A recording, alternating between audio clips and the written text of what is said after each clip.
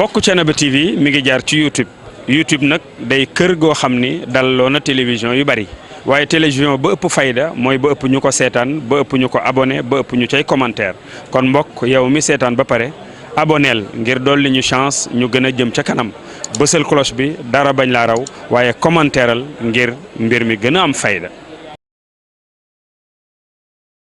mbokk yi asalaamaaleykum wa rahmatulahi wa barakaatu ñu ngi sant yàlla di julli Seydina Mouhamed sallallahu alayhi wa sallam nuyu mbokku téléspectateur u Thiénaba TV ñu ngi jiital ci nuyoo bi la xalif général Baye Serigne Abdourahim Seck di ko ñaanal di jël nuyoo kilifa diine yi nga xam ne ñoo nekk ci réew mi di ko teg ci loxoom di nuyu ki nga xam ne mooy Serigne Cheikh Amadou Seck imaamu ratib bu Thiénaba ak ñi mu bokkal jàkka ji waaye nuyu ki nga xam ne mooy Serigne Alsane Niana Seck chef de village moom la ñuy jaar rek nuyu monsieur le maire Talla Diagne nuyu monsieur Ndiak Sarr sous-préfet bu Thiénaba jàll ba ci son excellence le président de la république nuyu ko di ko ñaanal yàlla na yàlla def jàmm ci réew mi digoon nañ leen ko bis bi accident muy tey dimanche 23 mai 2021 ñu taxaw fii ci Thiénaba Gare ci sous-préfecture ci jataayu ndaw ñi nga xamee ni macha allah xale jeune arrondissement bu Thiénaba jàppaloon nañ bokk ndey bokk baay war koo organiser war a teeru seen i gan war a teeru ñi nga xamee ne ñoom ñooy ñi taxaw ci réew mi ci wàllu ay financement projet jëmee ko ci jeunesse yi jëmee ko ci ndaw ñi macha allah ci biir réew mi ñu taxaw nag ak ki nga xam ne mooy coordonnateur u ndaw ñi muy Sagay Diop liggéey ci liggéey bu am solo préparé waajal ba tey di bis bi Sagay tey nit ñi woo ngeen leen waaye ñëw nañu autorités yi ñu ngi ci yoon bi léegi ñu agsi tey impression yi boo nuyoo ba pare lan la. asalaamaaleykum waa Thiénaba ginnaaw bu ñu sante yàlla julli ci yonent bi di sant Baye Serigne Thiénaba maam Abdourahim Seck di ko ñaanal suñ borom mu am fanu gudd ak wér gu yaram waaye nag di sant kilifa dëkk bi yëpp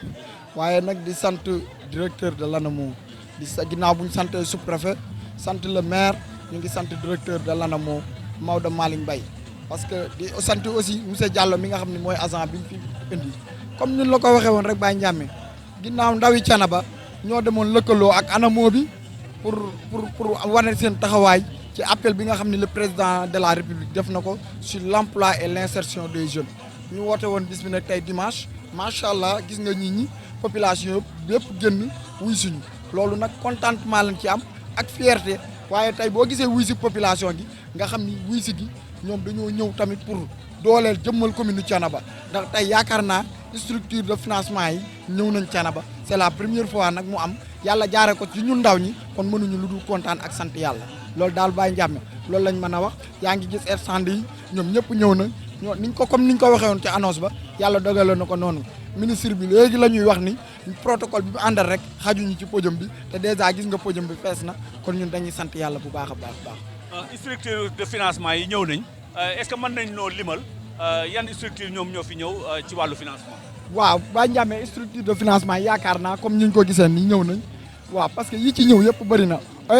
ONFP ñëw na SUFIS ñëw na DER ñëw na ANAMO ñëw na ñoom ñëpp daal ñëw nañ yu bëri ñëw nañ parce que même ñin waxoon sax day am ñu ci dolli ko parce que ñun on avait prévu que 3 mais gis nga macha allah vu que ni le ministre mooy ñëw ñu bëri dañuy dolli ko ci waaw loolu gis comme ni ñu ko gisee noonu ñu bëri ñëw nañ quoi. mais ñoom bi ñu ñëwee c'est ak seen stand yi tey yan taxawaay la ñu am jëmee ko ci population bi. waaw ñoom bi ñu ñëwee dañuy faciliter la population ñu am accès directement sur les finances sur les financements d'abord du moins parce que bi ñu ñëwee sax dañoo ñëw rek population bi commencé leen a song pour inscription bi ñun ñoo leen arrêté loo pour ñu organiser affaire yi dañuy inscrire population bépp jël seen i contact léegi après ñoom population bi ñoo leen di suivre orienté leen ba ñu mën a am accès direct ci finance ci financement yi bana mën a jot ci financement yi parce que ministre bi nee na li mu bëgg mooy su jugee Thiénaba ñun ko tant de personnes financé nañ leen Thiénaba kon moo tax ñoom ñëpp ñu dégg loolu ñoom it loolu seen ndam lay doon moo tax ñoom it ku ne ñëw bëgg cee wane sa bopp waaw. message yu tey bi lan la jëm ci ndaw ñi. waaw message bi moom Baye Serigne Thiénaba tënkaloon nañu ko keroog ndax keroog dañoo yegg mu ni ndawi Thiénaba mënoon nañ leen a dégg ci leneen mais suñu leen déggee tey ci lii amuñu lu dul sa am ci satisfaction ak contentement kon ñun ndawi Thiénaba nañ gën a takku xam ne tey jii nii lii ñu def nii histoire da koy bind c'est la première fois mu am ci commune bi kon ndawi Thiénaba nañ gën a booloo ensemble ji ma xool lu développé suñ commune ndax Thiénaba Baye Ndiame bu ñu fàtte ni dëkku référence la Thiénaba dëkku diine la te ñun ci lii lañ ñu war a xaar ñun nag comme ni ma ko waxee rek ñun ñett yii rek la ñu am àll ba àlluwa allahu akbar te ñun ci loolu la ñuy dox ndax dañoo fekk 82 ba tey ci loolu la ñuy dox suñu maam moo ko santoon kon nañ ko suuxat ci andi jàmm ci commune bi liggéey pour commune bi jëm Thiénaba ci lancé boobu lañ ne. jaajëfal nañ la Sagay ñu ngi lay jaajëfal bu baax di jaajëfal téléspectateurs yi ànd ak ñun kon dañuy ànd ak suñu caméraman rek dugg ci structure de financement yi ñu xool lan lañ fa mën a jëlee partagé ko ak yéen. dugg nañ ci structure de financement yi nga xam ne ñoom ñoo fi ñëw ci benn stand lañ dugg moom fi ñu dugg ñoom ñooy présenté wu wax ñan lañ ak naka la ñu taxawee ci bis bi. bon ñun nag ñun ñooy cabinet d'ingénierie financière d'infrastructure et de transport mooy CIFID ñun dañuy yëngu tey li ñu fi gën a andi mooy yëngu ci mbirum bindalaate projet yi ñëpp xam nañ ni kenn mënul dem ñu financer la te doo jaar ci bindum projet tey looloo ñu tax a jóg fii voilà. loolu moom mooy seen taxawaay mais tey bi ngeen ñëwee ak affluence bi ngeen fekk Thiénaba tey lan ban sentiment ngeen am. tey gis nañ ni nit ñi soxla nañ ku leen financer soxla nañ li nga xamante ni mooy tax ñu développer seen i idée parce que gis nañ ni ñoom am nañ ay idée de projet li leen dese mooy ñu financer leen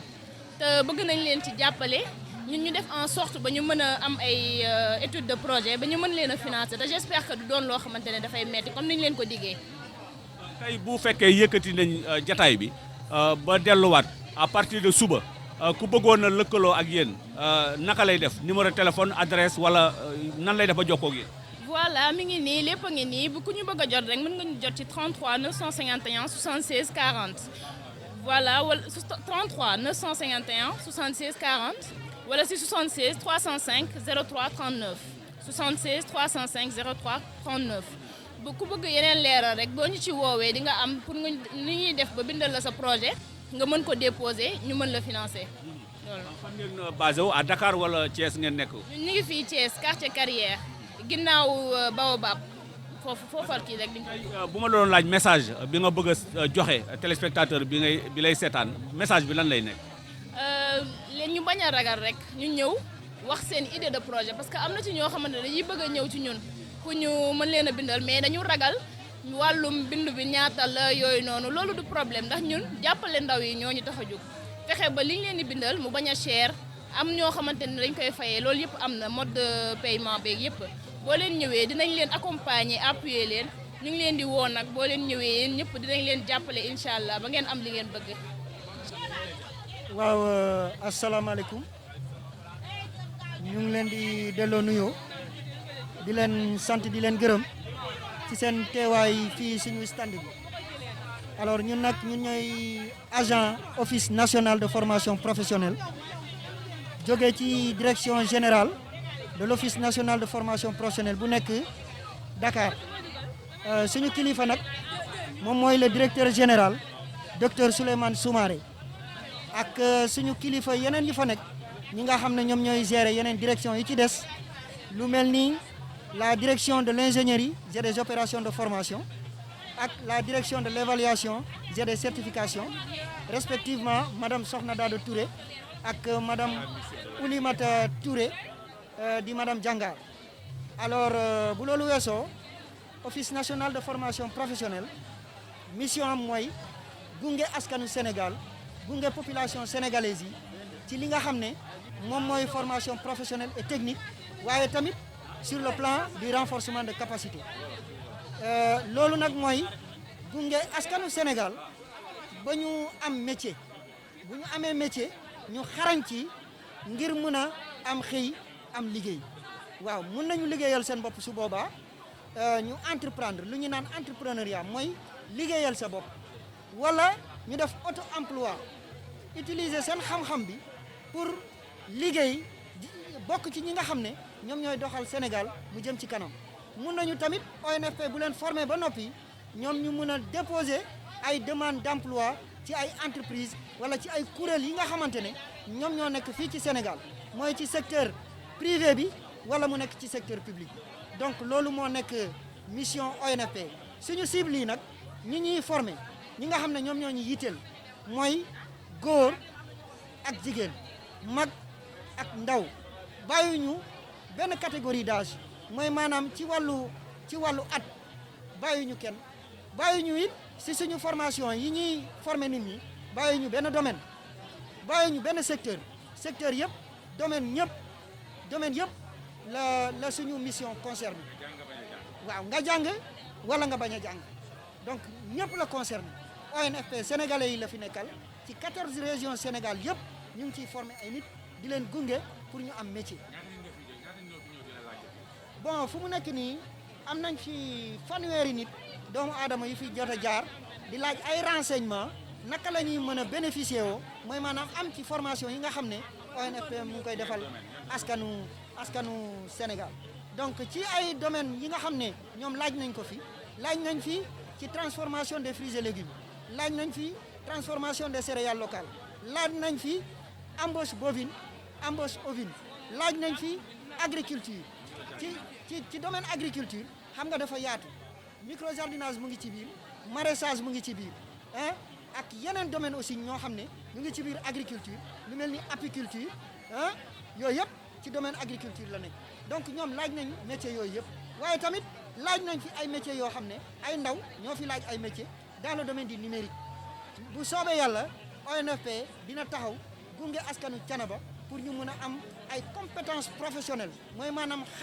xarañteef bi war ci métiers yi ñu laaj gunge leen ci ba nga xam ne bu ëllëgee dinañ mën a liggéey. waaye ñii dafa jot ci formation yi nag parce que ñëw nañu. bindu ngeen bind leen après fu muy mujjee. voilà très bien léegi ku bëgg a am ci formation yi nga xam ne ONFP moom lay jagleen askan wi mooy dafay bindu ci ay formulaire dafa am ay formulaire yu ñu leen indil formulaire bi ngeen di gis nii moom mooy demande de formation individuelle bu fekkee nit ki dafa bëgg a am métier ONFP da ko ciy formé moom da ciy bindu dañ ko koy rempliral demande de formulaire individuelle ba pare su pare mu photocopier carte d'identité am mu indil bi bu fekkee mës na am diplôme photocopier diplôme bi boole ci su boobaa ñu indi ko jox ko organisateurs yi ñi nga xam ne ñoom ñoo organiser journée de rencontre bi bu loolu weesoo association yi desuñu ginnaaw association yi mooy kuréel yi GIE yi groupement d'intérêt économique yi ñu ngi ci biir lu mel ni groupement de promotion féminin yi mooy GPF yi ñu ngi ci biir ASC yi association culturelle et sportive yi ñu ngi ci biir entreprise yi ñu ngi ci biir ONFP bàyyiwul benn kuréel ñëpp la fi nekkal bii mooy demande de formation collective moom moo concerné structures yi mooy maanaam kuréel yi donc ñoom tamit dañu leen di rempliral formulaire bi bu fekkee groupement la day indi registre de commerce ak NINEA photocopier ko boole ko ak formulaire à renseigner bii su boobaa membre groupement bi kenn ku nekk nga photocopier sa carte d'identité nationale ñu boole ko ak liste bénéficiaires yi bu fekkee téeméer lañu dañ leen di répartir en des groupes de 20 mooy maanaam groupe ñaar fukki nit par ñaar fukk comme ça ñu mun leen a former ñoom ñëpp ñu bénéficier wu ci formation bi ONFP gunge leen bu soobee yàlla léppay baax incha allah. gars yi dañuy jël formulaire yi renvoyer ko à Dakar c'est ça. voilà léegi bu ñu jëlee formulaire yi nii dañ koy jox ñi nga xam ne ñoom ñoo organiser journée bi toujours ñoom ñoo koy yóbbul ONFP au niveau de la direction générale déposer ko fa bu su boobaa nag ONFP daal di matal liggéey bi ci des merci. tey attente bi ngeen amoon Thiénaba bi ngeen ñëwee passé na seen njort wala da ngeen wax ni waa Thiénaba ñëw nañ daal. waaw loolu moom wax dëgg yàlla lu mel nii buñ koy organiser mu nekk loo xam ne lii dañ koo jagleel askan wi dañoo war a ñëw te waa Thiénaba tegu nañ ci yoon boobu fu ñu teg seen tànk foofu la parce que ndaw tey balaa ngay wax ni da nga bëgg xëy da nga bëgg liggéey na fekk nga mën def dara boobu noonu mooy am métier te ONFP kuréel la boo xam ne état bi daf ko samp le président Macky Sall en l'occurrence moo ko fi samp ay naataangoom yeneen ñoo ko fi sampoon tamit ba tey jii ONFP di wéy parce que ONFP ñu ko créé depuis 1986 ba tey jii ONFP mu ngi wéy di doxal liggéeyam donc waa askanu Thiénaba amuñu dara lu ñuy wax ci ñoom ndaxte ñoom ñëpp génn nañ massivement te ñu ngi ñëw di renseigner wu fii auprès du stand de l'ONFP waaw te directeur général docteur Souleymane Soumaré xamal nañu ne mu ngi ci yoon bi mu ngi ñëw pour indi participation am ci bés bi tey. tey bu ñu yëkkatee suñuy 16 yëkkati suñuy table maanaam ñaanalate muy ñaan gu mujj gi tey ku leen soxla woon seetaan image yi soxla leen adresse bi ak numéro téléphone bi. waaw su boobaa nag ñun suñu adresse mu ngi Dakar direction générale bi mu ngi Dakar ci quartier bi ñuy naan Sicap Liberté 6 plus précisément Liberté 6 extension ci wetu VDN bi waaw léegi nag foofu noonu da ngay dem cité Cyprès 1 foofu la nekk mooy maanaam ku bëgg dem foofu da ngay dem ba rond point Liberté 6 ci 2 voies yi moom ngay continuer rek romb camp pénal boo rombee mosquée Abbas Sall direction générale bi moo nekk noonu ci kaw télé bi cité Cyprès suñu téléphone nag moo nekk 33 827 92 51 wala nga def 33 827 92 55. loolu fax bi la le premier numéro. waaw bi mooy fax bi d'accord boobu mooy fax bi. ñu ngi ci Facebook voilà donc suñu site bi mooy www.onfp.sn wala suñu email moom mooy onfp@onfp.sn. waaw léegi nag ONFP aussi am na ay antenne ci yeneen région yi juróom-benn antenne am nañ ko am nañ antenne Kolda moom mooy gérer li ñuy naan la zone sud am nañ antenne Kédougou moom mooy gérer la zone est am nañ antenne Matam ak Saint-Louis ñoom ñooy gérer la zone du nord am nañ antenne au niveau de Kaolack am nañ antenne au niveau de Diourbel ñaari antenne yooyu ñooy gérer la zone centre waaw bientôt Thiès la région de Thiès kooku directeur général docteur Souleymane Soumaré annoncé woon na ko autorité yi parce que demande boo xam ne c'est une demande urgente pour la région de Thiès pour ñu sampal leen fi antenne office national de formation professionnelle ñu ngi ci réseaux sociaux yi tamit am nañ page Facebook am nañ site baa ngi nii moom mooy www.onfp.sn email onfp@onfp.sn. Thiénaba di leen jaajëfal si dalal bi ñu dalal tey ñoo ngi ñëw si invitation wu 3 ANAMO donc ñun ñooy waa 3FPT 3FPT mooy fonds de financement de la formation professionnelle et technique donc ñoo ngi si njiitu ministère de l'emploi de la formation professionnelle de l'apprentissage et de l'insertion donc dañ fi teewal ndaw yi wala ndaw yi nga xam ne dañoo soxla dañu soxla jàng ba pare métier dañu soxla formation parce que tey balaa ngay xalaat ne xëy il faut nga xam ne soxla nga jàng formation muy formation jàngum tubaab formation yu ñuy waxee ay comptabilité wala ay multimédia ak yooyu muy formation métier tamit formation bay képp koo xam ne peut-être moo ngi yëngatu ci agroalimentaire mu soxla renforcement de capacité mu soxla ku ko former ci loolu moo ngi yëngu ci ay métier tailleur moo ngi yëngu ci ay BTP wala ay mécanique électricien mu soxla tamit formation ci loolu wala moo ngi jàng donc tey xale bi nga xam ne ni que moo ngi jàng bëgg na ku ko jàppale ci jàngam ba licence dañ lay fayal mun nañ la fayal à hauteur de 90%. waaw dañ lay fayal léegi ñun dañu am benn site ak dañu am ñoo ngi ci réseaux sociaux yi 3FPT ku ko aimé ku aimé suñu page di nga am information yëpp ci période yi nga xam ne ni que moom la ñuy def recrutement yi parce que dañuy am benn plateforme boo xam ne jàng ak métier donc plateforme boobu képp koo xam ne moo ngi soxla na formation te suñu ubbee plateforme bi dafay inscrire léegi balaa boobu tamit mun na aimer suñu page nga xam ne information yëpp dina ko am waaw. macha allah mu nekk kon ñuy yëngatu ci wàllu formation mais tey bi ñu la fekkee ci stand bi ci daje boo xam ni ndaw yi Thiénaba ñoom ñoo ko initié waaye lëkkaloo ci ak waa ANAMO di jaajëfal DG Maodo Malick Mbaye ci taxawaay yu am solo yi yéen ngeen déplacé wu ñëw est-ce que bi ngeen ñëwee population bi wan nañ leen ni li ngeen indi soxla nañ ko wala déet. wan nañ ñu ko kañ ndaxte soo xoolee mun naa la woon lii yëpp ay inscription la ay demande d'information la ñi ñëpp dañoo bindu pour am information parce que te xale yi ñoo gën a ñëw parce que soxla nañu ku leen jàppale ci financer leen seen wàllu formation lu ñuy jàng jot nañ fi ñi nga xam ne ay multimédia infographie jot nañ ci ñoo xam ne ay formation tailleur la ñu soxla ay formation coupe jot nañ ci ñoo xam ne BTP la ñu nekk dañu yore seen entreprise mais ñu bëgg seen personnel am métier qualifiant donc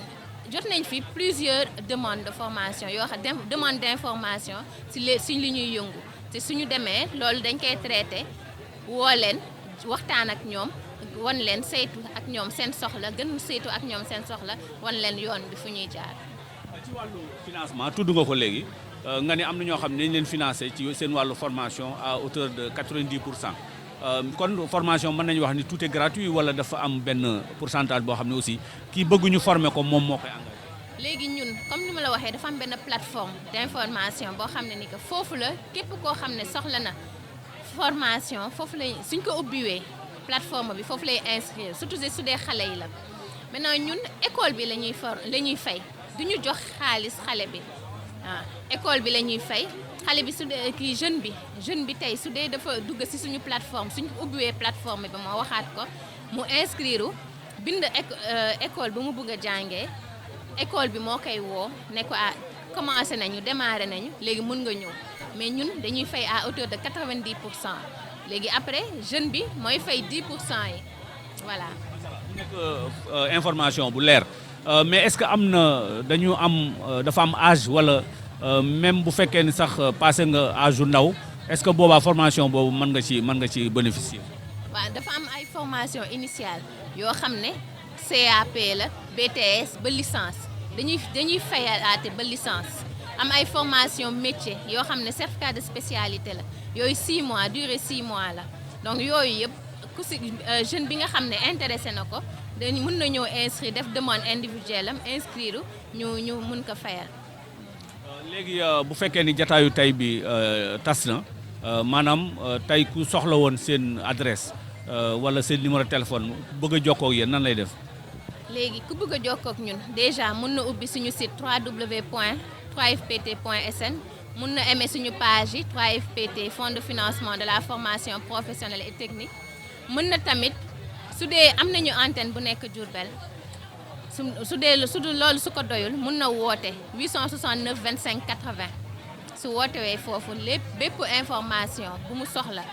mën nañ ko jox dinañ ko tamit diriger ci suñu pôle yi nga xam ne parce que ñoo ngi ci région yi tamit ñoo ngi fii ba Ziguinchor ñoo ngi fii ba Diourbel ñoo ngi Saint-Louis tamit ñoo ngi Tamba tamit Thiès Dakar moo koy polarisé waaw Dakar moo koy polarisé donc suñu wootewee 33 869 25 80 dinañ leen jox information yi merci. xanaa di woote ñëpp ñi nga xam ne ni que suñu liggéey soxal na leen diwu leen woo ñu ñëw comme ça nga xam ne ni que ñu àndandoo ak ñoom jàppale leen merci. jëfal nañ leen yéen ñi ànd ak waa Thiénaba TV boobu ba léegi macha allah ci reportage bi nga xamee ni Thiénaba TV mu ngi koy def ci stand yi kon ginnaaw bi ñu jëlee foofu ci ñooñu nga xam ne wàllu formation ci la ñuy yëngatu ci la ñu ñëw fii nga xamee ni macha allah moom mooy SONOP nag ministère de l'emploi et de la formation professionnelle de l'apprentissage et de l'insertion ñoom la basé wu dañuy dugg nag ci seen stand bu ko defee ñoom ñu jëlee fa ñaari laaj ak ñaari tontu rek balaa ministre bi day ñëw. voilà maa ngi tudd Moustapha Gueye conseiller en orientation voilà service national d'orientation professionnelle ministère de l'emploi de la formation professionnelle de l'apprentissage et de l'insertion. seen tànk fii ci Thiénaba tey lan la. waaw tey maanaam dañoo woo woon ci benn bés bi nu mel bés bi nga xam ne maanaam da nga ko jagleel maanaam jotaayu ndaw yi mu nekk bés bi nga xam ne suñu ministre bi daanaka président xam moo ci jiitu wax maanaam instant bi fi réew mi toll nu ñu mën a jàppale maanaam ndaw ñi lépp li nga xam ne maanaam ci mbirum formation ci mbirum emploi mbirum aussi financement loolu moo tax tey ñu ñëw voilà ànd ak suñu yeneen maanaam mbokku structures yi nga xam ne voilà ñoo nekk ci ministère bi pour mën a ñëw voilà qu'on puisse en fait identifier li nga xam ne maanaam mooy bëgg-bëggu ndaw ñi mën leen jàppale mën leen orienté ci lépp li nga xam ne maanaam moo jëm ci mbirum formation maanaam ci mbirum liggéey donc loolu tey moo waral ñun voilà ñu jógee ba Dakar ñëw pour mën a xool ni ñu mën a jàppale jeunes maanaam ci mbirum xëy mi. bi ngeen ñëwee Thiénaba fekk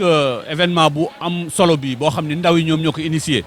ñu daan gis bu njëkk en général politique yi ñoom ñoo ko daan initié woo ndaw yi waaye cette fois-ci ndaw yi ñoom ñoo ko initié woo politique yi ñu jàppale leen si tey boobaa en tant que nit buy liggéey ci structure boobu lan la def ci yow. waaw loolu daal li muy wane rek mooy comme ni nga xamee rek maanaam jeunes yi instant bi ñoom ñu ngi constitué maanaam li ñuy wax maanaam 70% de la population donc maanaam jeunes yi réew mi ñoo ko moom bu neexee nag dara na yaa ko moom waroo xaar voilà buñ jiitu sa yow yaa war a mën a jiitu ñëw nekk ci kanam voilà lépp li nga xam ne maanaam ci mbirum xëy la yaa nga war a mën si jiitu maanaam mën a initier ay formation mën a initier ay projet yi nga mel yi nga xam ne ñoom dañuy jàppale jeunes ci lépp li nga xam ne maanaam seen morom naataango jeunes yi ñoom aussi ñu mën a ànd ak ñoom mën a liggéey mën a trouver ay solution parce que instant bi mbirum solution la ñëpp xam ne maanaam mbirum liggéey nekk na li nga xam ne waa c'est à jour donc jeunes yi ñoo war nekk ci kanam mën a comme ni nga ko waxee léegi-léegi mën a créer emploi mën a aussi ñoom seen bopp ñu mën a liggéey mën a xëcc aussi ñi nga xam ne ñoom aussi ñoo ne seen ginnaaw ñu mën a ànd ak ñoom voilà mën na ci mën a liggéey. ñu ngi lay jaajëfal xam naa da ngay joxe message bi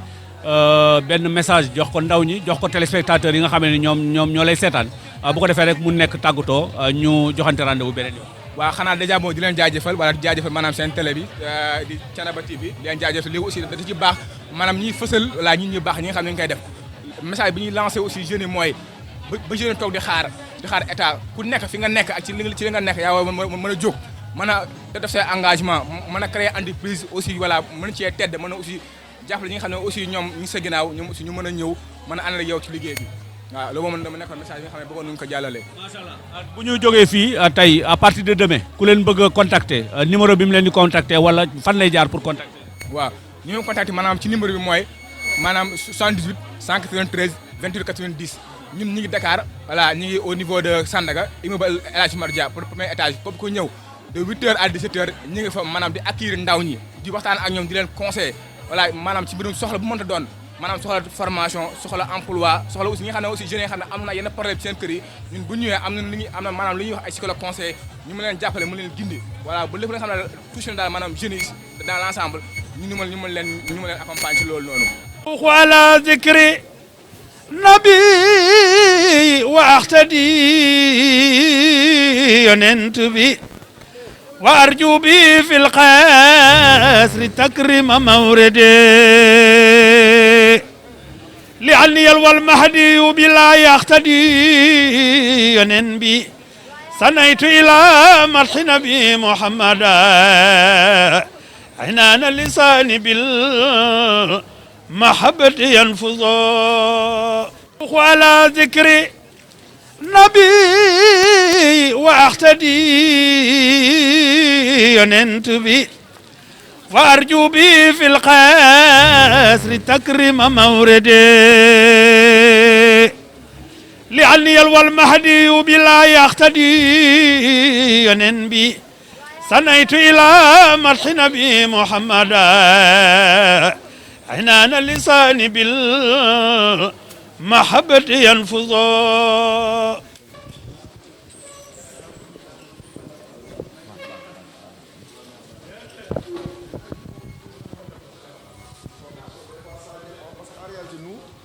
La démarche est inclusive dans la formation. On s'est dit que quand vous ciblez seulement les élèves et les étudiants, vous risquez de risquer la population. Il y a des gens qui sont âgés mais qui veulent se former. Donc ça dépend du niveau d'études de la personne. Si c'est des élèves, des étudiants, ça peut durer 6 mois. Mais si c'est des gens qui ne sont pas alphabétisés, là c'est beaucoup plus lent. Donc ça peut durer. Voilà.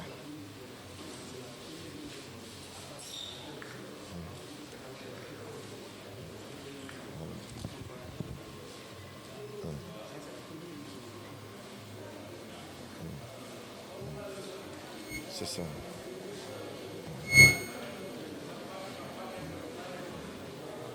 C'est ça. Voilà, c'est ça. On peut partir à la salle par nos gouverneurs.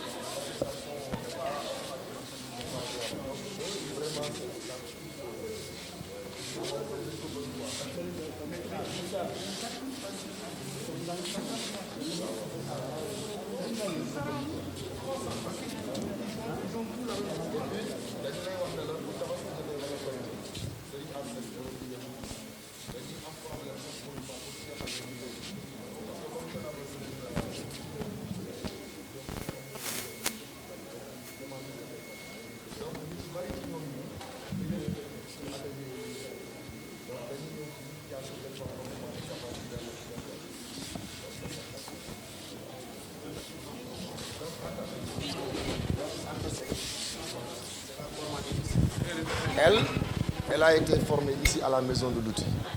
Ba mu am son diplôme bi mu amee diplôme bi ci la diplôme attestation la amoon parce qu'en réalité à l'époque on n'avait pas encore participé à la validation des acquis de l'expérience mais nii ñu ngi dugg ci certification bi parce que dugal nañ ko donc moom bi ñu ko formé fii ba pare moom la ñu recruter parce que en réalité l'ANAMO li muy privilégié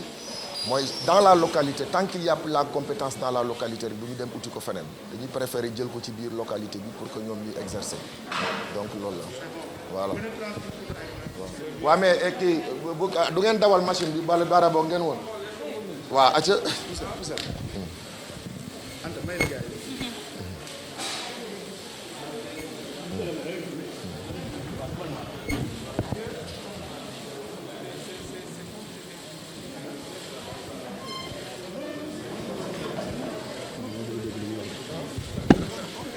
c'est bien. Non, mais c'est très bien.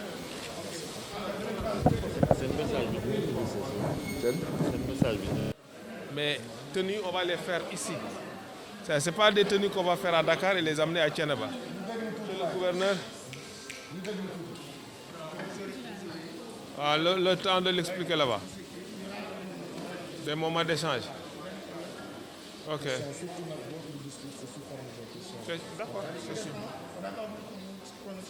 Je suis d'accord. C'est bien, du courage. En tout cas, il y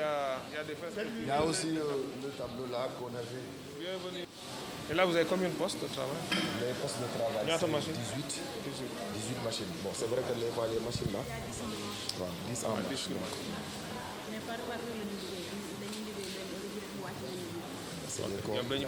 Intermittence, parce qu'on évite que dans la maison que les gens viennent s'installer. Comme de la formation classique. C'est-à-dire vous allez voir, il y a ce qu'on appelle la banque à outils qui est là-bas, qui permet à certains artisans de venir d'emprunter l'outillage. Ok. Vous venez prendre une photo avec nous. Et le DG également a prévu de les doter de machines pour les accompagner. Mais ça va, liggéey bi dox na. Parce que Thiénaba yéen a ngi ci am dara parce que am liggéey baax na mais am ci dara aussi c'est encore mieux. Ah, yéen a ngi sant Yàlla. Ah, c'est bien.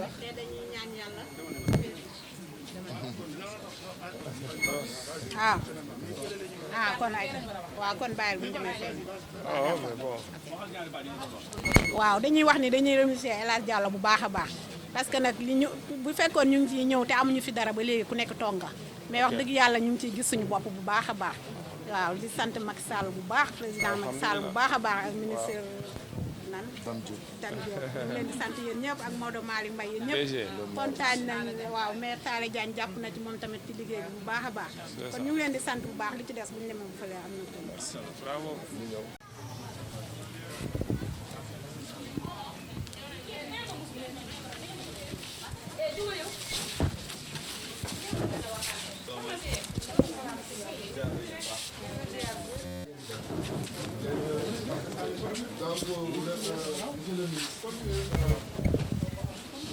Donc, monsieur le ministre Dame Diop, mooy ministre de l'emploi, formation professionnelle, apprentissage et insertion, moo ànd ak délégation bu mag bi ñëw seet suñu fii ci maison de l'outil mu ànd ak le directeur général Maodo Malick Mbaye ànd ak le maire de la commune de Thiénaba kilifa diine yi ak chef de service yi ak directeur yi fi teew yépp bi mu ñëwee muy visiter pour xool li ngeen di liggéey donc loolu la rek donc monsieur le ministre donc ñii aussi association la ñu yor des coiffeuses seen présidente mooy Bourimar kii mooy vice-présidente Mati Diagne Cissé ñii ngay gis nii ñoom ñëpp ay atelier lañ yor c'est la particularité à Thiénaba ñoom ñii ñëpp seen atelier kay ngay gis xay moom moo yor atelier bi nekk xay bu mag bi ba dëkk yi ba Kër Madaro ba yeneen dëkk yi l'arrondissement ñoom seen particularité mooy que non seulement dañu yor seen atelier di ci liggéey elles ont été formées ici mais toujours est-il que dañuy ñëw encore di def ay prestations ak renforcement de capacité donc loolu laa bëggoon ñoom ñooy formatrices yi fii en même temps waaw c'est des sessions. On évite surtout la présence à durée quoi. Non mais c'est très bien. Mais ils ont le parfum. Mais ñoom de venir travailler ici. Parce que ku am xew fii mun ngeen ko jël fii defar ko mu dem après mu fay leen. Maintenant aussi dans le programme liggéey léegi avec la DER sur votre instructions, on va les mettre pour les autonomiser. Dans le cadre de la dette, en équipe kit d'insertion et en fond de roulement. On est dans la Très bien. Non, mais c'est très bien.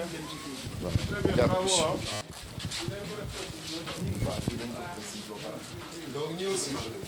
la particularité, monsieur le ministre, c'est qu'à Thiénaba, il n'y avait pas d'atelier de pressing. Alors bi ñu xoolee parce que en réalité ñun service yi ñuy offrir dañuy xool li nga xam ni c'est des besoins exprimés par le milieu. bi ñu xoolee ni Thiénaba dëkku sëriñ la te dëkku diine la te boo xoolee seen habillement lu ci bari li fi doon génn di dem ci Thiès di def pressing dafa bari. bi ñu ko waxee le directeur général de l'ANAMO ak service yu nekk ANAMO ñu juge utile ñu former leen en pressing. Il y a 3 ans de cela ñu ñëw def formation bu mag ñoom ñu nekkoon 25 yi ñu nekkoon 25 yoo xamante ni ay jigéen bi ñu ñëwee ba def formation ba pare ñii actuellement phase d'incubation lañ toog donc moo tax la salle en réalité salle d'incubation la nekk parce que incubateur la parce que il faut ñu téye leen fii ñu perfectionner ci liggéey ba noppi ñu autonomiser leen ñu gën dem donc fi la ñu nekk di liggéey à commencer par monsieur le maire bi mu ko yëgee dama koy CDDG dafa wax ni sama benn yére dootul dem Thiès parce que suma alal bu may fóot ñoom ci ñoom jox leen ko mu dugg ci ñoom koo war a may doo ko jëli ci liggéey donc maire aussi loolu ñu koy CDDG ak monsieur le ministre ak ñeneen ñu mel ni ñoom donc loolu daal vraiment la ñuy def moom la ñuy def fii. Elles sont combien à être incubées? ñi incubé actuellement 16 la ñu nekk en incubation. Voilà.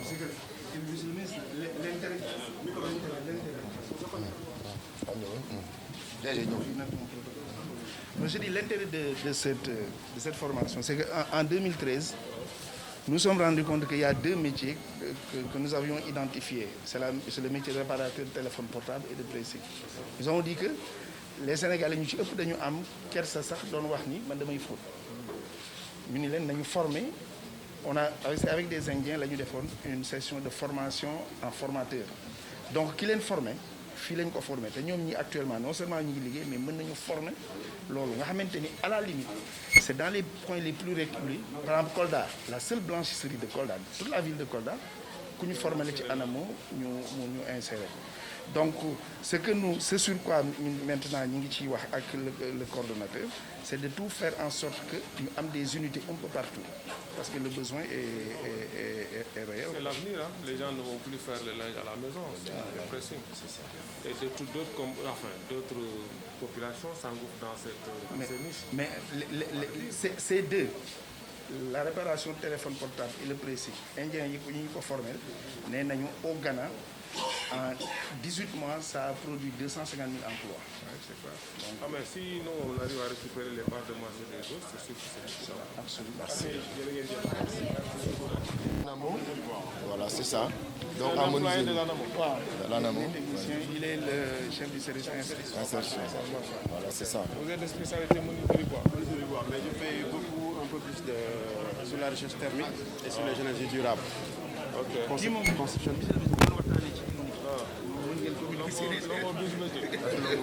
Voilà, je participe avec aussi des référentiels. Quoi. Ah, d'accord. L'ensemble plomberie et menuiserie bois.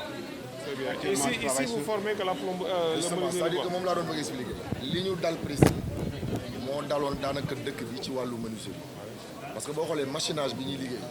Thiénaba amuloon dispositif de machinage bu adéquat. C'est ça. Donc atelier menuisier fi nekk am nañu métier vraiment doon jàmbaar mais dañuy paas ci oto yi dem Thiès machiner doog a dellusiwaat donc vous voyez le coût. Ils sont 300. waaw donc ñoom ces menuisiers là c'est jusqu'à Khombole parce que je parle sous le contrôle du maire mais depuis bi ñu leen tegalee dispositif menuisier non seulement dootoo paas def ko ci oto yóbbu Thiès mais da ngay ñëw machiner ko fii et à moindre coût donc ñoom vraiment ils se sont appropriés ça et gis na vraiment le dispositif les intéresse. Vous avez quel type de machine? Bon, bi 5 opérations. 5 opérations. Voilà. Donc il y a la tubie, il y a une scie qui est derrière, une tubie, une scie radiale, la fêteuse universelle, tubie encore, et une perceuse à colonne. Voilà. Le petit outillage est dans la banque. Et puis les menuisiers, il faut venir ici travailler, créer, ils viennent beaucoup. Pas assez fréquemment, mais on est en train de voir un peu. Parce que encore un peu. voilà. Donc on a initié pour que les menuisiers puissent être formés sur l'utilisation en fait de ces machines. Comme ça, voilà. D'ailleurs, c'est Moussatine qui va dérouler la formation. Comme ça, eux-mêmes, ils vont utiliser les machines. Ils n'ont pas besoin d'opérateurs pour le faire. D'accord. Ça va? Atelier. Parce que le gros défi qu'on a dans l'artisanat, dans les menuisiers, les finitions, mënoo ko def soo amul machine. Donc su nga amee chance am benn atelier bu am fii. Parce que comme je disais tout à l'heure aux maçons de Diourbel, chaque atelier mënul am machine yi ay 50, c'est trop cher, c'est pas rentable. Mais su ngeen amee lii, il faut en profiter pour finir bien vos produits. Ça c'est un grand défi. La formation sur la finition. Ça c'est un, mais la formation aussi sur le travail en série. Parce que yéen a ngi bëgg a compétir sur les marchés, mais sur les marchés de l'État sooy compétir bu ñu la defaree 1000 chaises duñ niroo duñ tolloo donc y a ces défis là. loolu maa ngi ciy liggéey bu baax nag. waaw c'est bien. dem naa fi ba dugg pour defal leen Feugeleu une formation en technique de travail en série. Ouais, mais il faut le faire aux gars ici. On prévoit de faire ça ici à la maison, donc la technique de travail en série. C'est bien. Il faut développer des choses.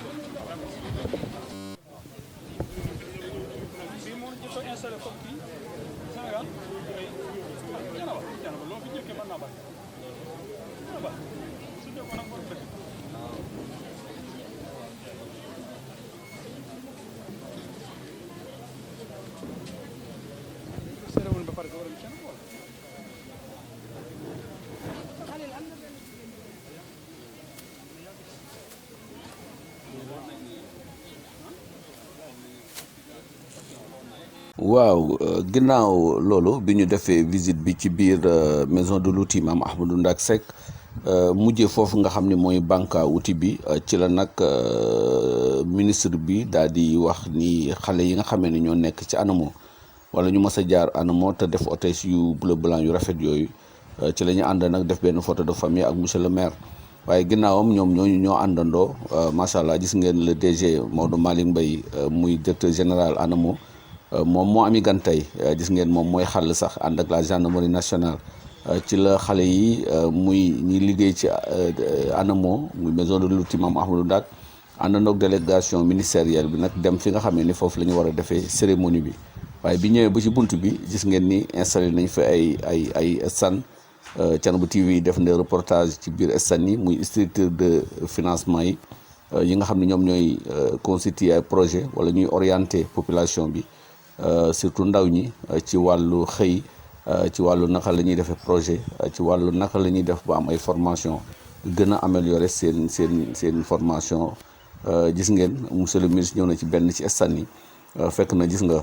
jigéen ñaa ngi noonu ñoom tamit ñëw di ut ci ay renseignement mu nekk loo xam ne lu am solo la ginnaaw bi mu jógee foofu moom ministre monsieur Dame Diop ak délégation bu mu àndal gis ngeen Serigne As Seck borom ndigal moom tamit mu ngi ànd ak moom Serigne As moom ku wax ndaw yi daa faaw nga tudd ko waaye gouverneur de la région de Thiès macha allah gis ngeen ñëw nañ ci beneen stand bi ci wàllu formation ci lay yëngatu kon Thiénaba TV ñëw na fii dégg na micro ndaw soosu ngeen gis mu sol lu xong li waxtaan naag moom indi ay leeral yoo xam ni jëmee na ko ci képp koo xam ni war naa def formation wala ñoom seen direction bi naka lay dimbalee ñi nga xam ni ñooy ndaw ñi bi ñu génnee foofu demaat nañ ci beneen stand monsieur le ministre ñëw jaxasoog ñi nga xamee ni macha allah ñoom ñoo yore mbir mi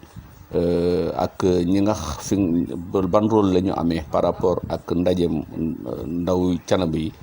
mu nekk loo xam ni lu am solo la. loolu yëpp mu ngi xewoon ci arrondissement bu Thiénaba waaw beneen a ngi noonu muy bu ngeen seetloo tamit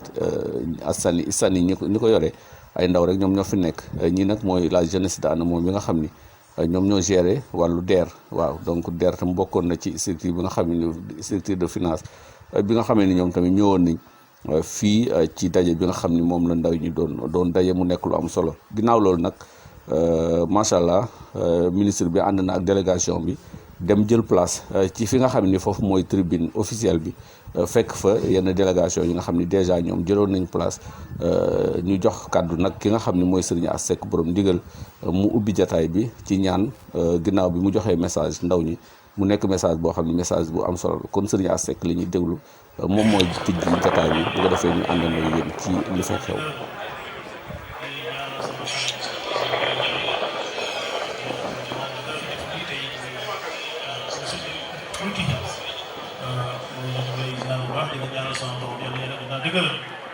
di ñaanal monsieur le maire Talla Diagne moom tey dafa ci bis bu rëy a rëy xale yi mu xale ko loolu mooy jikkoom di xaar kenn ci lenn di ñaanal su préfet di ñaanal préfet yëpp ñu ngi di ñaan yàlla sama borom subhanahu wa taala yàlla di leen di ñaanal sama xarit soxna Fatou Seye maa ngi ñaan yàlla ci sa taxawaay ci yëpp jàmbaar yàlla yàlla di la jàppale Diallo monsieur le ministre Diallo directeur ñu ngi lay ziar bu baax di leen sant waay xale yi gërëm nañ la xale yi sant nañ la xale yi ñaanal nañ la boo nekk ci barab nag di liggéey lii dinañ wax nii lii dinañ wax nii waaye yow da ngaa ñëw Thiénaba yow dikkay Thiénaba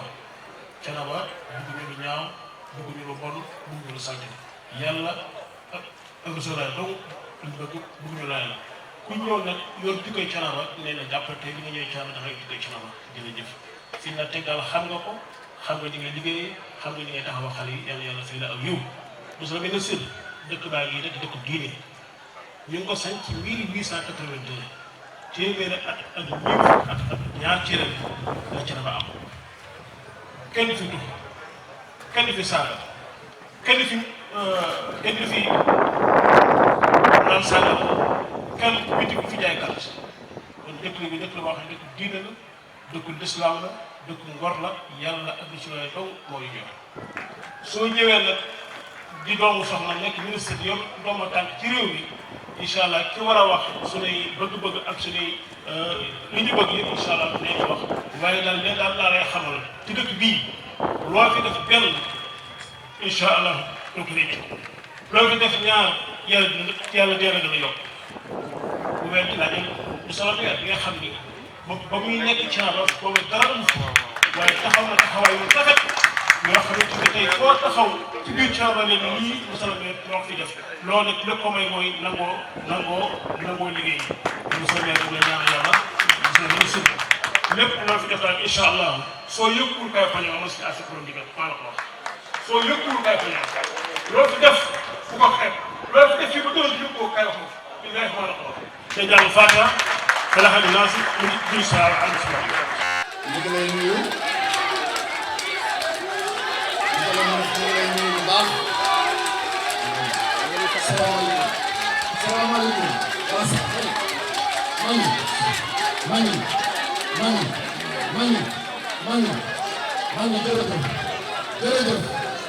jërëjëf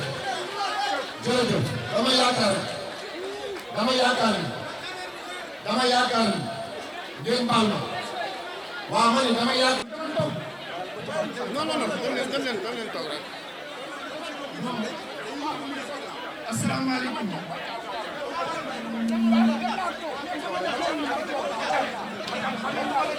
Bacaan dama leen toog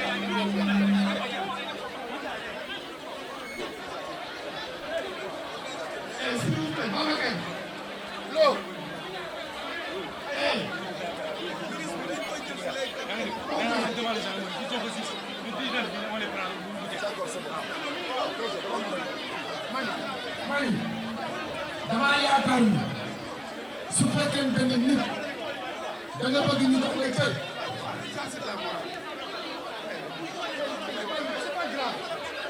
bëgg ñu jàpp ni li ñu organiser am na réussite ba pare damay ñu leen am na réussite am na lu leen naqari wane ngeen ko xam nga tey lu nit dof s'il vous plaît non dama lay expliquer wane nañu morceau yu xonk wax nañu li ñuy wax dañu bëgg ñu ànd ak dal dégloo xoolal gis nga ku ci am fit te bëgg maire du fii ngay toog naan ay yow da ngeen di bàyyi ba ngeen génn ci biti ñu langal leen biir alama ngeen ko comme da ngeen dégg li may wax dafa laal ñun amuñu jot li may wax nag xam nga laa bëgg bugguma kenn xam nga bugguma kenn ni ko xam nga ñuy yuuxu waxuma leen mais bugguma kenn xolomal ma sax dama bëgg ñu déglu ma ñun amuñu jot ñàkkuñu fulla amuñu wayadi gu toll ni ñun ñu ñëw ci dëkk bii muy Thiénaba ministre bi ñu koy gis nii taalibi Cheikhul Khadim la mais dama leen di wax ne leen bu ko fi jaan mattoon sax dina am wor ma ci dëkk bi ba du ko wanew kon gars yi dama leen di expliquer lenn na nit ñi yaru te nekk nit li ci des nag mooy ñu dégloo jox monsieur le maire la parole mu wax li muy wax ngeen déglu ko ñu jàll ci li ëpp solo parce que bu ma leen waxee ni leen lii monsieur le ministre indi tey te war leen koo wax ci lu jëm ci ndawu Thiénaba du benn million du ñaari million du ñetti million du fukki million du 50 millions du 100 millions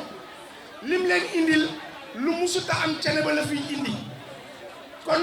ñi ngi leen di ñaan ngeen yaru te ànd ak déglu te xam ni lii fi am jàpp nañ ni luñ doon wane la ñi wane leneen wane nañ ko ñi wane leneen aussi wane nañ ko li ci des ñu ànd ak yar te dégloo te maa ngi ñaan ku bëgg a fekki déwén ci barke Cheikh Ahmadou Ndak Seck yàlla na nga déglu ba jóge fi ku fi def leneen lu la ca topp nag yaa xam.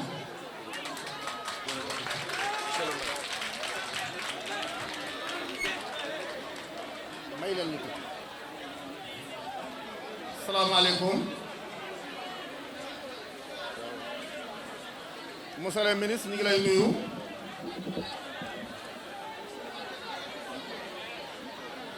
di jiital ci nuyoo bi Baye Abdourahim Seck xalifa général Thiénaba di ko ñaanal gudd fan gu ànd ak wér. monsieur le ministre ñi ngi nuyu directeur ANAMO Maodo Malick Mbaye di ko sant bu baax ci organisation bi nga xam ni moom la xale yi Thiénaba def tey. monsieur le ministre ñu ngi nuyu monsieur le gouverneur di ci teg préfet département di ci teg sous-préfet bu Thiénaba aussi maa ngi nuyu maire de la département Serigne Fallou Fall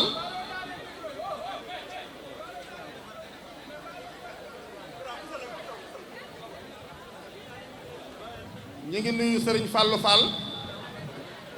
di nuyu Daouda Tine maire di Touba Toul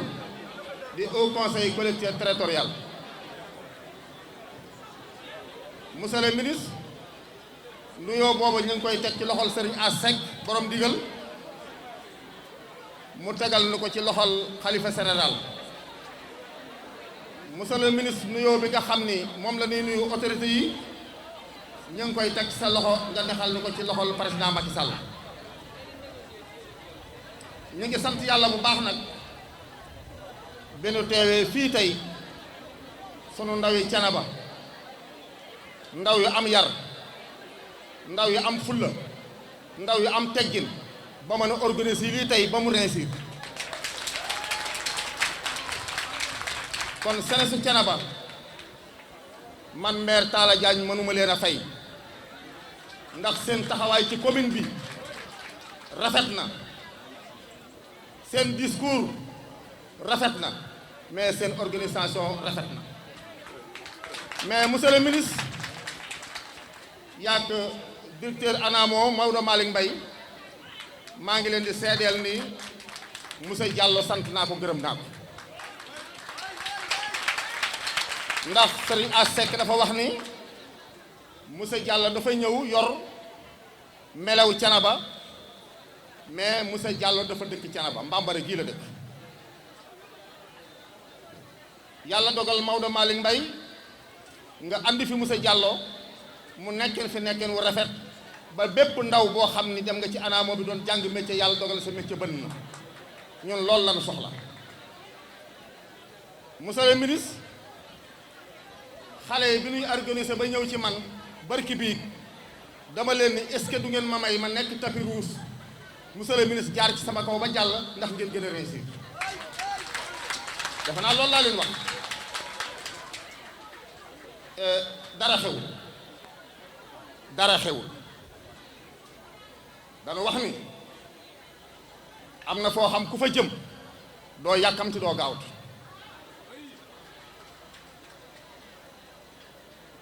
monsieur le ministre maa ngi ñaan sere su cere ba lépp lu ñu soxla maa ngi lay ñaan nga defal leen ko parce que seen taxawaay rafet na ci réew mi parce que xale yi nga fa seen ñu taxaw kenn ku ci nekk yaa ngi yor nga sa métier mais bind nga sa procès mais bari woo doole parce que amoo fenn foo ko yóbbu ñu jàllale ko tey nag bu jaaree ci anaamoo ban jàllale ko sunu yaakaar gën naa dolli monsieur le ministre ma lay seereel ni dafa am ñoo xam ne ay partenaire lañu amul benn commune bu mën a dem te amoo partenaire mais démb am na partenaire bu jógee ci état dikk commencé ci jigéen ñi andil na ma segu 50 millions kon bépp groupement boo xam ni déposé nga sa demande àllarba ñëwal ñu jox la sa xaalis nga dem ñibbi ñun noonu la ñuy doxale kon wax ji mënul gudd parce que man ku ma xam ni fu ma nekk président Macky Sall laa fa nekkal muy guddi président Macky Sall laa nekkal muy bëccëg président Macky Sall laa nekkal muy ngoon président Macky Sall laa nekkal muy suba président Macky Sall laa nekkal képp koo xam ne nag lii may def neexu la ci wetu président Macky Sall fekk ma ci terrain bi yaatu na ku ne xam na kala man kon ma bëgg yéen ñëpp ngeen ànd ak dal akob yar parce que am na lu leen fi andi ba ministre bi déplacé wu ñëw nit day jox kilifa cër tey président Macky Sall moo toog kon cëru président Macky Sall jox leen ko cër bi ngeen jox war a jox président Macky Sall jox leen ko du man la ñuy jox cër soxlawuma cër tey kon xale yi maa ngi leen di félicité yéen ñi nga xam ne yéen organisé lii maa ngi ci seen wet maa ngi ci seen kanam lépp lu ngeen soxla su ngeen ma ko diisee dinaa ko def bu fekkee am naa ko maa ngi sant ñëpp maa ngi gërëm ñëpp salaamaaleykum wa rahmatullah.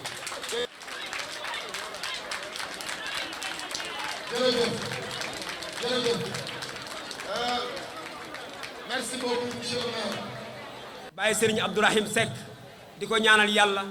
sunu borom may ko fan wu gudd lool wu ànd ak wér ba naal gi mu naal ci lislaam bi sunu borom may ko mu àggale ko nam ko bëggee amin yàlla ko yàlla def ñu bokk ko ak moom. di jóge ci nuyoo bi di ci teg mbooleem kuy kilifa diine te nekk ci commune Thiénaba wala ci département Thiès di nuyu également ki nga xamante ne nii mooy sunu gan tey muy le ministre Dame Diop, ministre de l'Emploi, de l'Insertion et de la Formation professionnelle. Monsieur le ministre, ñu ngi lay nuyu di la dalal di la tatagal fii ci commune Thiénaba ànd ko ak ndaw yëpp di teg ci nuyoo bi le DG de l'ANAMO Maodo Malick Mbaye ñu ngi koy nuyu bu baax di ko ziyaara di nuyu monsieur le préfet département ñu ngi koy nuyu di nuyu sous-préfet de Thiénaba di nuyu autorités yi nga xamante ne ni ñoom la ñu àndal yépp di nuyu maire de Thiénaba ak maire yi nga xamante ni ñoo jóge ci arrondissement bi di wax ni tey monsieur le ministre ndawi Thiénaba dañoo kontaan dañoo bég ndax tey boo xoolee organisation bi nga xamante ni moom la ñu def muy organisation bu mucc ayib waaye olof dafa ni tegale bu guddee te daanuwul ba jiitoo jub kon organisation bi bu melee nii c'est grâce à la comité de pilotage bi ñoom tey ñoom ñoo waral lii lépp ci seen yaatal waxtaan ak ñëpp monsieur le ministre ma lay xamal ni tey jii parti politique yëpp ak mouvement yëpp ñoom ñëpp daje nañ fii toog pour fexe li nga xamante ni nii moom la président defoon ci conseil présidentiel bi nga xamante ne ni moom la defee woon Diamniadio ñu gis ci seen bopp ñu restituer ko fexe ba maanaam ndawi Thiénaba am ci seen wàll mu am retombée bu am solo moo tax bi ñu président lancé message bi ñu ni kat ñun nañ ko décortiquer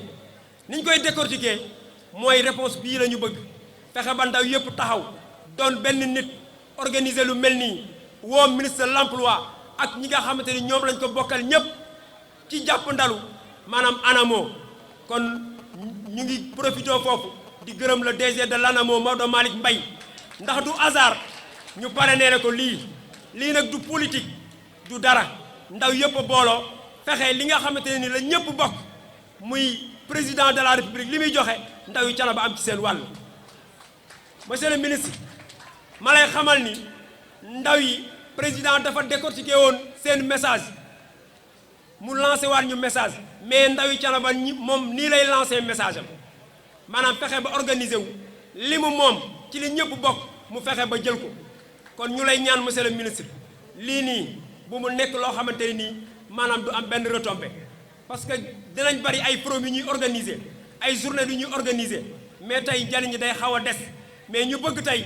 lii Thiénaba organiser mu nekk lu am solo ndawi Thiénaba yëpp gi ci seen bopp ndax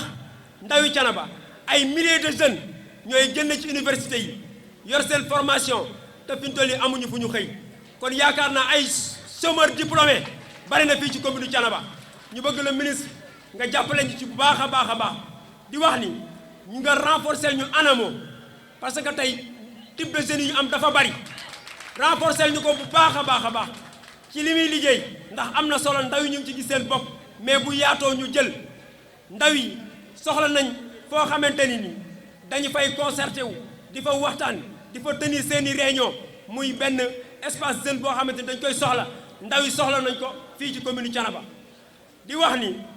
tey jii sunu commune Thiénaba ni mu bindoo am na étudiants diplômés yoo xamante ni ñu ngi fii am na tamit ñoo xam ne ñu ngi yëngu ci secteur informel bi am na aussi tamit ñoo xamante ni ay baykat lañ monsieur le ministre boo demee tuuti ci kanam di nga fa gis benn vallée boo xamante ni ñu ngi fay bënn ay teen di fa daan seen doole kon tey bu ñu amee ay financement dinañ mën a alléger ni nga xamante ni noonu la ñuy liggéeyee pour mën a tey ji am lu baree bari ci li ñuy liggéey ndawi Thiénaba nag ay liggéeykat lañ ku leen accompagne ñu dem ku leen teg loxo ñu dem teg loxo la ñu manqué monsieur le ministre du ma bàyyi mukk te remercier wu ma monsieur Sagay Diop mi nga xamante ni moo organisé lii ñu jël ko def ko suñu coordinateur mu yore pilotage yu tey bis bi kon tey monsieur Sagay ñu ngi lay sant bu baax di la gërëm di la encouragé di la wax ni yàlla xam na ni réussir nga li nga xamante ne ni moom lañ la dénkoon macha allah kon monsieur le ministre ndaw yaa ngi nii ñu ngi toog nii di la déglu yow lañ doon xaar léegi nag dañoo bëgg nga teg suñu loxo loo xamante ni ëllëg si biir incha allah dinañ ko kii di remercier également le conseil de l'arrondissement conseil départemental de la jeunesse ñëw nañu les conseils communaux Ndiéyène Sirakh Touba Toul Ngoundiane et Noto ñoom ñëpp ñëw nañ tey jii pour teeru ànd ak waa jeunesse Thiénaba pour teeru monsieur le ministre kon daal ñu ngi sant bu baax di gërëm di daaneel foofu sama kaddu di wax ni monsieur le ministre li président wax mooy ndaw ñi lañ ñu joxoñ kon nañu jàppale ndaw ñi ñu liggéey Sénégal Sénégal jëm ci kanam vive le Sénégal jërë ngeen jëf. merci beaucoup. bismillahi rahmani rahim. monsieur le ministre avant may def discours bi en français dama lay wax ni sama voix bi melul nii waaye voix bi bu melee nii bis bii moo ko waral loolu moo rey sama baat bii loolu dama leen koy leeral pour wane liggéey bi nga xam ni fan yii yëpp ñu ngi ko doon def. Monsieur le ministre, monsieur le gouverneur de la région de Thiès, monsieur le préfet de la région, madame l'honorable députée, monsieur le maire de l'arrondissement, monsieur le maire de la commune de Thiénaba, distingués invités, permettez-moi de me réjouir infiniment de l'attachement indéfectible dont vous avez fait montrer à la jeunesse de Thiénaba en la plaçant au cœur des préoccupations du gouvernement relatives à l'insertion et à l'emploi des jeunes. En effet,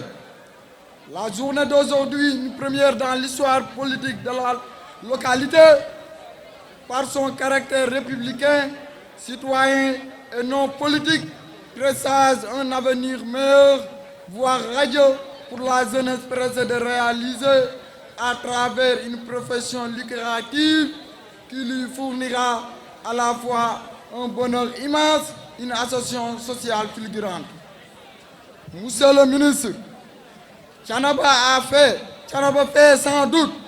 la grande attraction d'aujourd'hui devant les plénipotentiels des 38 villages de la commune ici présents uniquement dans le but de décrocher à court ou moyen terme des emplois tremblants immédiats de notre développement. Monsieur le ministre, c'est le lieu de lancer un appel au service déconcentré de la jeunesse, notamment ANPEJ, la 3FPT, FONSIS, en vue d'alléger les procédures financement pour permettre aux jeunes de rentrer dans les plus brefs délais dans leurs fonds. En outre, nous attendons aussi par votre expertise avérée une importante assistance aux jeunes à la préparation et l'élaboration de projets innovants au bénéfice de la communauté. Monsieur le ministre, notre localité regorge des talents cassés et une jeunesse consciente, bien éduquée, mais qui n'ont jamais été associés à des événements d'une telle envergure. Monsieur le ministre, les femmes constituant un maillon essentiel de la société, parce qu'étant la racine première où se grève tout apport mérite une attention particulière. Ainsi, nous sollicitons de votre structure des appuis financiers garantissant l'autonomisation de nos braves dames infatigables. Je ne saurais terminer sans adresser un vif remerciement à M. Maodo Malick Mbaye, le DG de l'ANAMO. Le choix porté sur lui se justifie par le rôle important que joue la maison de l'outil comme le levier principal pour la formation, l'insertion et l'accompagnement au niveau des artisans et des jeunes diplômés de notre commune. Et de tout l'arrondissement de Thiénaba, M. Diallo, la jeunesse vous dit merci. M. Diallo. Merci aussi M. Tala Diagne, le maire de la commune de Thiénaba, qui n'a ménagé aucun effort pour soutenir humblement. Je ne manquerai pas de remercier vivement le khalife général de Thiénaba, ici représenté par Serigne Assek, à qui on devait commencer et terminer les remerciements chaleureux à tous les acteurs politiques, au pouvoir comme à l'opposition. Madame, mademoiselle, monsieur, chers invités, je vous remercie. Monsieur le ministre, permettez-moi de parler un peu le wolof. Wa assalamu alaikum, population commune Thiénaba, assalamu alaikum, arrondissement Thiénaba. Nous sommes le sous-préfet, di nuyu le ministre, di nuyu autorités yi nga xam ne ñoo fi teew yépp. Monsieur le ministre, la jeunesse de Thiénaba, par ma voix, vous félicite tout d'abord. Di la wax ni lii nga def nii boo gisee mu mel nii monsieur le ministre, c'est la première fois lii di am Thiénaba ay ndaw organiser ko. Damay wax ni ñu ngi sant bu baax nag monsieur le ministre, le sous-préfet de Thiénaba mi nga xam ni dañoo booleeg adjoint cérémonie bi tax mu def CLD ndax jox importance cérémonie bi moo waral mu woote CLD. su ma jugee ci le sous-préfet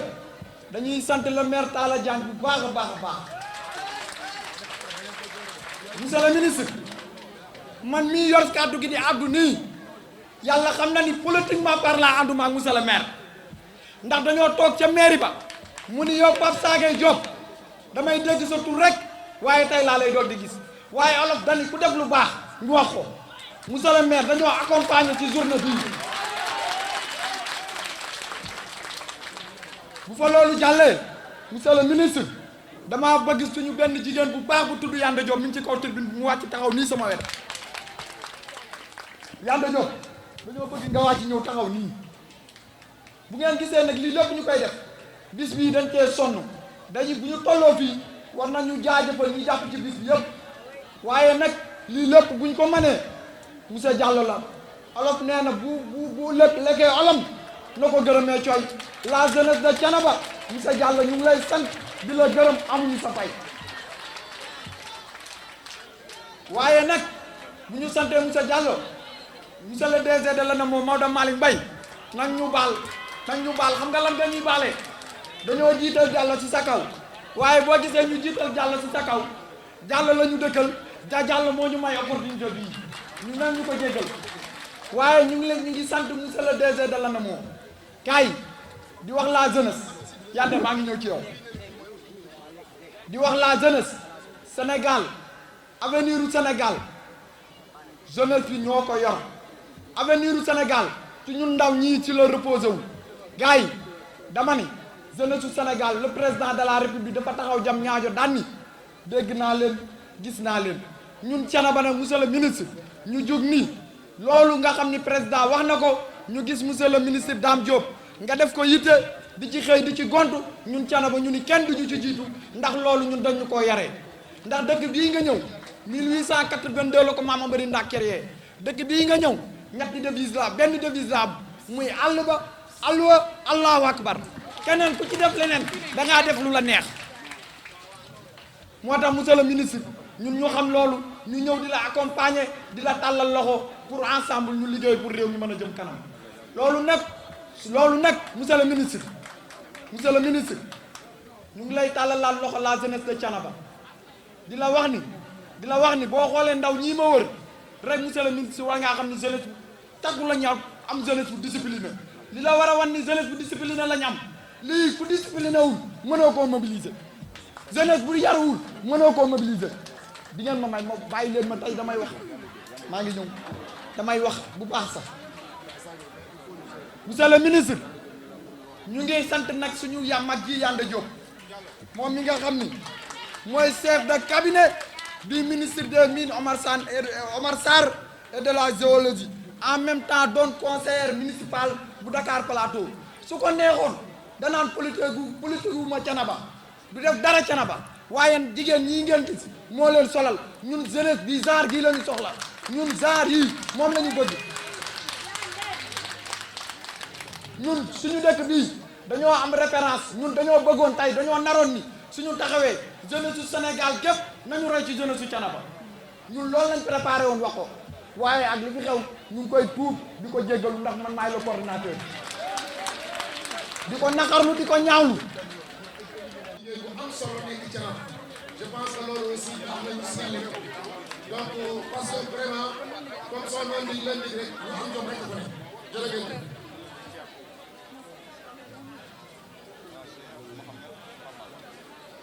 Voilà, merci beaucoup Passon ci cadeau bi ñu jox monsieur le ministre ñu koy defal lu baax jërëjëf mani damay demander nag hôtesse ndax lii yëpp fekkee la fekkee ñi dee daaw ak ñi dee démb moom fekke wuñu benn événement bay tàccu di yuuxu donc ñu ñaan yàlla mi ñu may ñu fekkee nañu tal nañu dañ ñi woon dinañ ko def mbir boo ko loo jàpp ni di nga koy def boo ñëwee am taxawaay bi ba yegg si ca rek war ngaa sant yàlla donc dañuy sant yàlla bu wér monsieur le gouverneur monsieur le préfet monsieur le sous-préfet monsieur le ministre monsieur le maire de la commune de Thiénaba ak mbokk yi nga xamante ni yëpp ñu ngi fi toog ci turbine bi ak ñi ñu jàkkaar loolu ñu ngi leen di nuyu di ñaanal yàlla xalif général bu Thiénaba yàlla na ko yàlla may gudd fan ak wér bàyyi ko fi ba ci kanam ak kanam wax ji moom mën na bañ a gudd ndax normalement bu ñu ko tegoon ci protocole d'état man waruma jël kàddu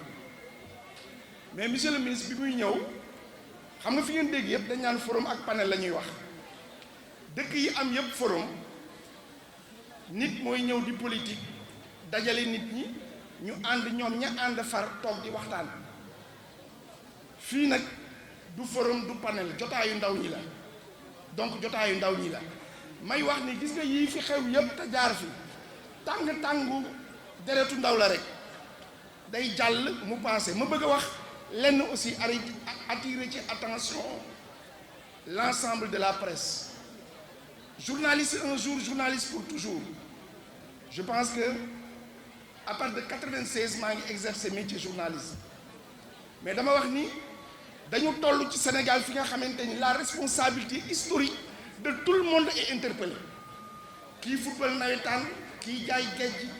maçon bi tailleur bi rawatina ki nga xamante ni da ngay toog fii ci Thiénaba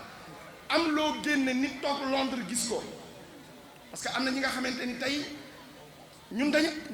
li may bëgg a wax te bëgg ñu déglu ma mooy li fi xew sëñ bi lii fi xew lépp bu doon te ni dañ koy natt naan 1 point 2 point 3 point li fi jot a xew noonu mu nekk diggante Fanta Siro gi am noonu benn point la am nañ fi nag 9 points yiw yi nga xamante ni moom moo am Cheikhul Khadim Serigne Touba man Tijaan laa mais dama koy gëstu dafa am fu mu bind ni quand le mal se généralise il se banalise ñu ne ko Cheikh Khadim ndax lan mu ne ak mbon bu demee ba saaw day mel ni moom rek a am te day dagal lii indi mbon di saaw nag mooy da ngay teew fenn ñu wax fa ay yiw yu bari nga jël benn ayib tasaare ko boo ko defee li nga def défaut du journalisme dañuy waxtaan nag parce que gis nga tey nekkul mbiru forum ak ñu toog di waxtaan dañu war a toog waxtaan Sénégal la ñuy waxtaane bu doon te ni Sénégal la ñuy waxtaane kon la coordonnatrice de Pastef du fi toog bu doon te ni coordonnatrice waxtaane wu ñu Sénégal ak Thiénaba ki fi teewal parti démocratique sénégalais bu fi toog dañu war a waxtaan ak Sénégal moo tax may lancer un appel l'angle de traitement du journaliste est extrêmement libre et indépendant mais war nañu mën a waxtaan ci xalaat échanger moo tax rek ma koy dolli dans la corbeille de réflexion ma wax ni tey li fi am mooy dine ñi ngi def ci Thiénaba li nga xamante ni Isidore mii taxaw tey wóor na ma ni bu fekkonte ni am na je le prends parce que c'est mon jeune frère moom laa gën a miin naa ñeneen ñi mais dama c'est un journaliste mais wóor na ma ni il est d'obédience catholique mais wóor na ma ni tey moom fii ci Thiénaba bu fekkonte ni am na fi lu mu fi mën a tabax ci lu baax dina ñëw dimbalee ko waa Thiénaba donc awma benn xiini mii ne ni le journaliste bu munti doon li la njëkk a intéressé mooy réew mi dox réew mi jag réew mi nag bu doxee bu jagee da ngay def la mag ma defoon Serigne Abdoul Aziz Dabakh dafa dugg ci néegam ànd ak ay mag bi mu nee tëll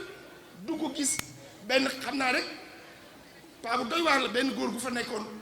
di rocc ay kopparam pour sàcc ko amul beneen tur moom ñi ma àndal ñu dëpp tëj néeg bi kooka dem na ba faatu xamul ni nit ñi gis nañu loolu bañ ñu koy nettali fekk na mu saaw te waxuñu ba léegi turu kan la loolu dal tax may wax ni dañu toll ci un moment crucial adduna bi mi ngi tàkk fu nekk a ngi baax yàlla may ñu ci kattanam ak ci mbaaxam ñu am nit ki nga xamante ni moo jiite gënul kenn ëppalelu kenn ci lenn muy président de la République Macky Sall yàlla bind ko am nu mu ko bindee mu nekk nit ku am yërmande am nit ki nga xamante ni askan wi daf ko ñor gis nga li mu defoon jam ñaajo ñun en miniature moom la le ministre Dame Diop def tey fii parce que bu doon teni amul fit yu mel nii fu mu am gars yi dañuy dagg mbaam yi bu fekkonte ni nekkul ki nga xamante ni gëm na la jeunesse kon du ko jaral li mu ko jaral pour mu ñëw teew donc damay wax nit ñi ni leen nañu rafetal lépp nañu indiwaat lépp nañu jàpp suñu xel ni li ñu war a ñoral mooy tey nan la ñuy def ba mu baax Birane Seck bi ma doon waxal léegi yaramam dafa tàng mais xam naa ni Birane nit ku gënu koo bëgg Thiénaba tey ki nga xamante ni moo di Abdou ñu ngi nit gënu koo bëgg Thiénaba monsieur le maire nii nit gënu koo bëgg Thiénaba parce que bi ma ñëwee ma leen di waxal leen prise de parole bii mu fi def daf ko bañoon au début bi may wax daf ni ma monsieur le daf ni ma DG xale yi dama leen di dimbali parce que sama njaboot lañu du ma wax ma ni ko nag xale yi il faut ñu jàngal leen lan mooy institution. Le maire c'est le premier magistrat de la ville c'est que dama bëgg loolu il faut ñu xam loolu mu nekk suñu bopp nga xamante ni maire bi parce que maire bi tey nu mu tuddati Talla Diagne la tudd tey bërki démb tuddoon na communauté rurale bi Abdou Gningue ginnaaw ëllëg am na nu muy tudd ku bëgg nag boo ayee sax ay rafet ta neex fexeel ba képp ku ayee nga jàppale ko te dimbali ko. leneen li may wax may préciser je ne suis pas en train d'orienter la presse mais dañuy échanger rek di waxtaan chacun est libre de ses actes. leneen li may bëgg a wax mooy tey li ñu fi boole monsieur le ministre pour la première fois di nga ma may ma wax ci yow parce que man dafa am lu dal Sénégal yi du ma dal Sénégal dafa metti ba nga xamante ni booy wax lu baax ci nit da nga naan ay man nit man ay ginaaru kenn nenu maaj ay di ko rafetal man duma ci fekk nit bu baax je le dis parce que on était un groupe de cadres autour du président Macky Sall yaa ma fekkee mag nga ci man mais ma gis la ci ñaari posture mooy une posture taxawaay bu mat sëkk aux côtés du président de la République ma gis la dans une posture où vous avez été directeur général de Dem Dikk vous avez abattu un excellent travail parce que xam nga élection ma leen koy waxal xam nga élection lu tax mu galaaw élection day tax nit mën naa gagner ci ay circonstances wala nit perte ci sa ay circonstances yàlla tax yàlla weddi mu am lu mu demee nga amatoo benn fonction nga dund ko dans la dignité dund ko ci nité dund ko ci ngor dund ko ci fulla dund ko ci fayda dund ko ci jom